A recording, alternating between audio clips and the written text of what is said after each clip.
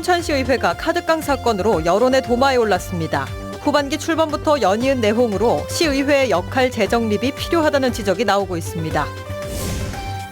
여수 박람회 사후 활용 특위가 공공기관 유치와 함께 기후변화 당사국 총회 유치도 재추진하자고 제안했습니다. 특히 기후변화로 인한 바다 사막화의 심각성을 강조했습니다. 옛 광양읍성을 중심으로 매주 문화 공연 행사가 이어지고 있습니다. 도시재생 사업에 문화를 접목하는 역할과 효과가 기대되고 있습니다. 순천에서 열린정원 축제가 나흘간의 일정으로 개막했습니다. 주민주도형으로 정원과 문화를 연계한 행사가 다채롭게 펼쳐집니다. 여러분 안녕하십니까? 속칭 카드깡 사건으로 빈축을 샀던 순천시의회가 해외 연수까지 추진해 논란이 일고 있습니다. 비판 여론이 커지자 시의회는 오늘 연수 계획을 전면 백지화하기로 했습니다. 문형철 기자가 보도합니다. 최근 순천시 의원 6명은 지난 2014년부터 업무용 신용카드로 500여만 원의 카드깡을 하다 업무상 횡령 등의 혐의로 경찰에 입건됐습니다. 임종기 의장이 즉각 사과에 나섰지만 혈세를 빼돌려온 시의회를 바라보는 시선은 곱지 않습니다. 지역의 비판 여론이 커진 가운데 순천시 의회가 이번에는 해외 연수를 추진해 논란이 일고 있습니다. 한 명당 250만 원의 예산을 지원받아 다음 달 9일부터 15일까지 영국과 프랑스 등을 경유하는 일정. 특히 연수단에 포함된 시의원 9명 가운데 3명은 카드깡 사건의 당사자입니다. 업무 추진비 횡령에 이어 무리하게 해외 연수를 강행해서 의회의 신뢰도를 떨어뜨리고 시민들에게 큰 실망을 안겨주고 있습니다. 논란이 확산되자 순천시 의회는 의장단 확대 회의를 열고 업무 추진비 횡령 사건에 대해 반성하고 자숙하는 의미로 해외 연수 계획을 전면 취소했습니다. 지역사회 여론이 이러고 있는 상황 속에서 과연 강행하는 게 옳은 거냐 해서 전면 취소하기로 했습니다. 임종기 의장은 그러나 다음 달 영국에서 열리는 그린 애플 어워즈 시상식에 초청을 받았다며 시장과 함께 이 행사에는 참석할 예정이라고 밝혔습니다. MBC 뉴스 문형철입니다. 요즘 순천시 의회가 지역 여론의 문매를 맞고 있습니다. 이처럼 여론이 악화된 데는 이번 카드깡 사건 외에도 의정 전반에서 통합과 견제라는 균형추가 제 역할을 하지 못하고 있기 때문이라는 지적이 나옵니다. 김주희 기자가 보도합니다. 순천시 의회는 후반기 출범에서부터 순탄치 않았습니다. 3차까지 가는 치열했던 후반기 의장 선거 과정에서부터 시작된 의회 내 갈등은 상임위원장 인선 과정에서 극에 달했고 후반기 의회는 중요 현안을 의결할 때마다 번번이 양분되는 상황을 연출해왔습니다. 후반기 의회는 국비 지원이 이미 확정된 순천 정원지원센터에 대한 운영비의 국비 지원까지 요구하며 공사 중단 공고의 상황까지 촉발했습니다.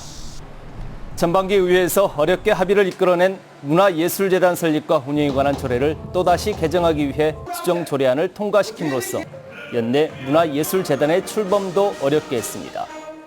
특히 최근에는 1,200억여 원 규모의 순천만랜드 조성사업에 대한 무리한 의혹 제기로 결국 민간 투자 사업자가 사업을 포기하는 상황까지 연출시켰습니다.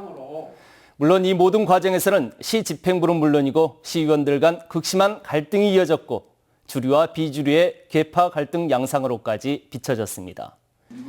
시 집행부에 대한 의회의 적절한 견제와 감시의 역할은 반드시 필요합니다. 하지만 상대적으로 통합과 상생의 역할은 뒷전으로 밀리면서 의회의 균형추는 무너졌고 시민들의 공감도 얻지 못하고 있습니다. 여기에 최근 시민 혈세를 빼돌린 시의원 카드깡 사건에 소모적인 해외 연수 계획까지 불거지면서 의회를 바라보는 시선은 냉소적입니다. 후반기 순천시의회 출범 4개월여, 의회에 더 깊은 고민이 필요한 시기입니다. 의원들 간 깊은 갈등의 고를 해소할 방안과 후반기 전반적인 의회 운영 방향에 대한 궤도 수정도 필요합니다. 여기에는 의장의 역할이 무엇보다 중요합니다. 이젠 후반기 순천시 의회가 의장을 중심으로 순천시에 대한 감시와 견제, 통합과 상생의 균형추를 맞춰야 할 시점입니다. MBC 뉴스 김주희입니다. 국제적인 해운 물류 권위자인 유엔 무역개발협의회 얀 호프만 박사가 지역 강연회에서 터미널 운영사 GTO의 육성을 제안했습니다. 여수 광양 항만공사 초청으로 지역을 방문한 얀 박사는 광양항이 해운 경기 불황의 어려움을 극복하기 위해서는 광양항만의 차별화 전략이 반드시 마련돼야 한다고 지적했습니다. 얀 박사는 또 세계 해운 얼라이언스 재편에 따른 터미널 운영사의 차별화된 경쟁력 강화가 절실한 시점이라며 세계적인 터미널 운영사가 필요하다고 강조했습니다. 여수세계박람회장 활성화와 바다 사막화 방지를 위한 간담회가 열렸습니다. 여수세계박람회 사후활용추진위원회는 오늘 여수시청 브리핑룸에서 간담회를 열고 공공기관과 공공시설 유치 등으로 박람회장을 활성화하고 특히 기후변화 당사국 총회를 유치해 세계박람회의 의미를 살려야 한다고 강조했습니다. 이번 간담회에서는 또 기후변화로 인해 광양만권의 바다 사막화, 이른바 갯녹음 현상이 심각하다며 생태계 복원과 환경 보호를 위한 다양한 대안이 논의됐습니다. 옛 읍성이 자리하던 광양읍 중심거리에 매월 마지막 주 수요일마다 작은 음악회나 공연들이 열려 눈길을 끌고 있습니다. 이 광양읍성문화제가 1년여 가까이 진행되면서 도시재생 사업에 문화를 입히는 역할을 하고 있습니다. 박광수 기자가 취재했습니다. 일제강점기까지 읍성이 자리했던 광양읍의 중심거리에서 흥겨운 음악제가 열렸습니다. 태진아를 발굴해낸 대중가요 작곡가 고 서승일 씨의 추모 음악회. 광양 옥곡면 출신이지만 고향에는 알려지지 않았던 예술가를 지역사회에 처음으로 소개하는 자리입니다. 문화원 옆 잔디밭에 열린 차 체험 행사장은 차도 마시고 노래도 감상하는 마을 주민들의 사랑방이 됐습니다. 차가 많이 생산되고 있는지를 모르시는 시민분들이 많은데 이제 그 차가 우리 시에서 재배되고 있다는 것도 알리고 그리고 차 문화에 대한 홍보도 병행하고 있습니다. 매월 마지막 주 수요일 한산하던 읍거리를 북적이게 만들어온 광양읍성문화제. 읍성터의 역사 문화적 가치를 새롭게 조명하고 구도심의 상권 활성화를 위해 3년째 꾸준히 명맥을 이어오고 있습니다. 문화의 중심지로서 광양읍이 새로 인식되어지고 문화원 앞거리가 문화의 거리로서 재조명받고 이런 것이 이제 우리 시 발전에 아마 기여하리라고 보여집니다. 읍성문화제는 앞으로 5년간 국가지원 사업으로 진행될 도심 재생 사업에도 새로운 모티브를 제공하고 있습니다. 원도심이 가졌던 여러 가지 문화, 그다음에 역사, 그리고 기존의 여러 행사들이 사람들을 다시 모을 수 있는 어떤 기회가 된다면 도시 재생에서 하나의 원동력이 될 수 있다라고 저는 개인적으로는 생각하고 있습니다. 마을의 역사에 문화를 입혀 도심 재생으로 이어가는 광양읍의 실험이 주목받고 있습니다. MBC 뉴스 박광수입니다. 순천에서 열린 정원축제가 오늘부터 오는 29일까지 열립니다. 주민 주도형으로 열리는 이번 열린 정원축제는 오늘과 내일 이틀 동안 순천시 매곡동에서 정원, 예술을 담다라는 주제로 기독교 문화 유적이 있는 도심형 정원문화축제로 개최됩니다. 또 28일과 29일 이틀 동안은 순천시 도사동 교량 행복마을에서 붉은발 말동개 정원 산책을 주제로 이사천이 흐르는 자연 속 한옥마을 정원축제가 열립니다. 특히 이번 열린 정원축제는 해설이 있는 개인 정원 답사를 비롯해 정원 지역자원과 연계한 문화행사 등으로 다채롭게 열립니다. 고흥 출신의 프로레슬러 고 김일 선수를 추모하기 위한 국제 프로레슬링 대회가 오늘 고흥 김일 기념체육관에서 개최됐습니다. 김일 선수 10주기를 맞아 열린 이번 대회에는 우리나라와 미국, 일본 등 국내외 프로레슬링 선수 15명이 참가해 갈고 닦은 기량을 선보이며 관중들의 관심을 끌었습니다. 고흥 거금도가 고향인 김일 선수는 6, 70년대 박치기 왕으로 명성을 떨쳤으며 지난 1980년 은퇴한 뒤 후배 양성에 전념하다 2006년 세상을 떠났습니다. 전국에서 명품 쌀이 가장 많은 전남에는 쌀 상표만 200개가 넘습니다. 전라남도는 난립하고 있는 상표를 정리해 전남 쌀의 인지도와 경쟁력을 키울 계획인데요. 순탄치만은 않을 것으로 보입니다. 양현승 기자입니다. 한 중앙일간지의 20년 전 기사입니다. 전남의 풍광수토 쌀이 인기였습니다. 풍광수토는 1994년 전남의 17개 농협에서 시작해 44개 농협까지 확대됐던 광역 쌀 상표. 하지만 일부 품질이 떨어진 쌀이 상표 전체의 신뢰성에 악영향을 미치면서 지금은 7개 농협만 쓰는 상표가 됐습니다. 이제 개중에는 그 품질이 좀 안 좋아가지고 소비자들에게 이미지가 좀 안 좋아지는 어떤 그런 경향으로 해서 사실은 조금 브랜드가 굉장히 좀 인지도가 하락이 됐습니다.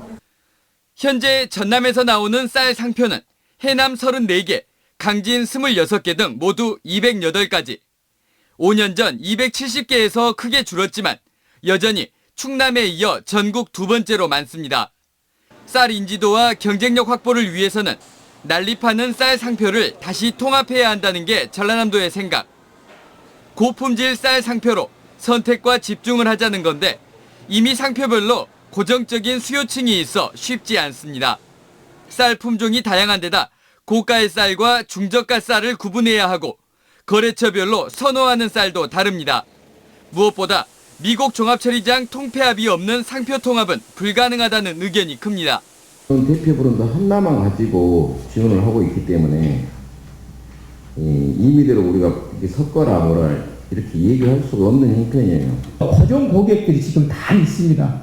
RPC가 통합이 되면 모르겠지만 통합이 안 된 상태에서는 간 농협별로 브랜드가 있기 때문에 전라남도는 일단 운영 성과가 낮은 쌀 상표들을 통폐합하고 장기적으로 시군별로 대표 브랜드 한두 개를 육성하도록 할 방침입니다. MBC 뉴스 양혜승입니다.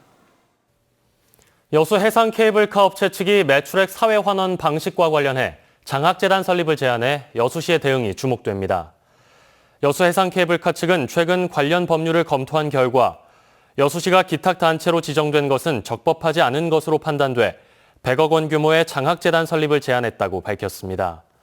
여수시는 이와 관련해 약정서에 따라 여수시를 기탁단체로 지정하고 케이블카 매출액의 3%를 기부받기로 했다며 기탁단체를 바꾸는 방안도 가능하다고 보고 기존의 기부금 환원 방식을 유지하면서 논의를 이어갈 계획입니다. 올 연말부터 서울역에서도 전라선 KTX 이용이 가능해집니다. 코레일 전남본부는 수서발 고속철도가 개통하는 오는 12월부터 전라선 KTX 10편 가운데 4편을 서울역까지 연장 운행한다고 밝혔습니다. 전남본부는 승객들의 만족도를 파악한 뒤 서울역 정차 횟수를 더 늘릴 계획이라고 덧붙였습니다. 여수 해양경비안전서가 기름 유출 사고에 적극 대응하기 위한 해안 방제 훈련을 실시했습니다. 여수해경은 오늘 여수시 오천동 모사금 해수욕장에서 시민 100여 명 등 민관군 합동으로 방제 훈련을 실시하고 사고 발생 시 일원화된 대응으로 해양오염을 최소화하겠다고 밝혔습니다.